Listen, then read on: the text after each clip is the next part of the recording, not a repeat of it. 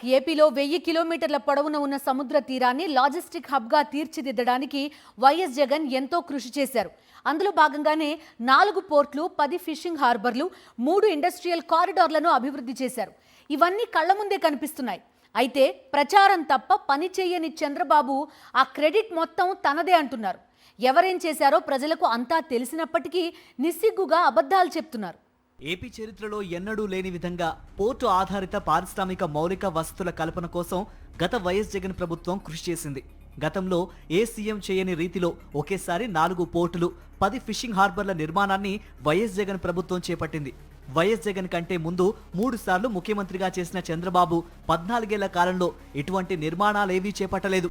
కానీ ఇప్పుడు వైఎస్ జగన్ భవిష్యత్తు అవసరాల కోసం చేసిన ఆలోచన మాత్రం తనదే అంటూ చంద్రబాబు అబద్ధాలు చెప్పడం ఏపీలో పారిశ్రామిక వర్గాల్లో చర్చనీయాంశమైంది. మంగళవారం విశాఖపట్నంలో east Coast maritime logistics summit జరిగింది.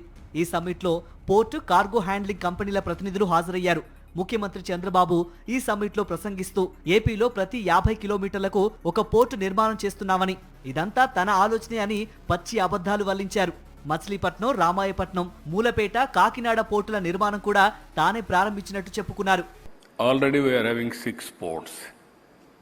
We are planning another 4 ports. This is Ramayapatnam, Machilipatnam, Moolapeta and Kakinada gateway port.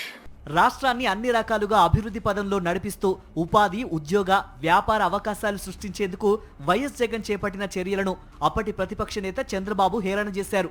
ప్రతి 50 కిలోమీటర్లకు ఒక హార్బర్ లేదా పోర్టు కడతామని జగన్ చెబితే చులకనగా మాట్లాడారు.